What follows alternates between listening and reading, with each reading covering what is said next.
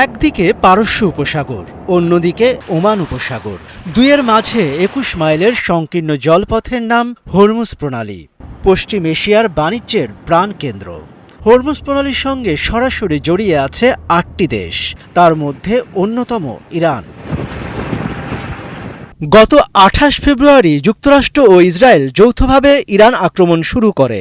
অন্যদিকে ইসরায়েল ও মধ্যপ্রাচ্যের মার্কিন ঘাঁটি লক্ষ্য করে পাল্টা হামলা শুরু করে ইরান। এরপর গত ৪ মার্চ থেকে তারা হরমুজের উপর সম্পূর্ণ নিয়ন্ত্রণের ঘোষণা করে। ইরান হুঁশিয়ারি দেয়, কোনো জাহাজ ওই প্রণালী দিয়ে যাওয়ার চেষ্টা করলেই তার উপর হামলা করা হবে। এখন পর্যন্ত হরমুজ প্রণালীতে অনেকগুলো বাণিজ্যিক জাহাজ আক্রান্ত হয়েছে।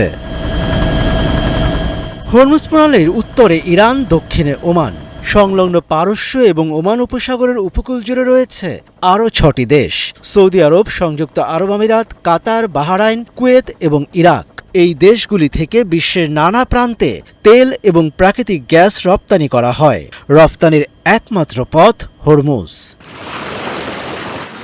হরমুজ প্রণালী সর্বসাকুল্যে প্রায় ১০০ মাইল লম্বা। সংকীর্ণতম অংশে এর প্রস্থ ২১ মাইল। সাধারণভাবে এটি ইরানের জলসীমার মধ্যে পড়লেও বাণিজ্যিক গুরুত্বের বিচারে একে আন্তর্জাতিক জলপথ হিসেবে ধরা হয়। বস্তুত হরমুজের অবস্থানই এর উপর ইরানের দাপট নিশ্চিত করে দিয়েছে।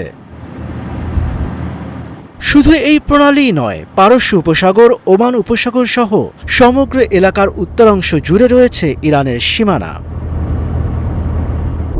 আন্তর্জাতিক আইন বলছে যে কোনো দেশ তার উপকূল থেকে ১৩.৮ মাইল পর্যন্ত অংশের পানিতে নিজেদের নিয়ন্ত্রণ দাবি করতে পারে।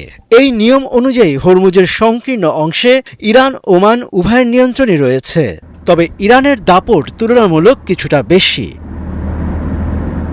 সারা বিশ্বের মোট ব্যবহৃত জ্বালানি তেলের ১/৫ হরমুজ প্রণালী দিয়েই যাতায়াত করে।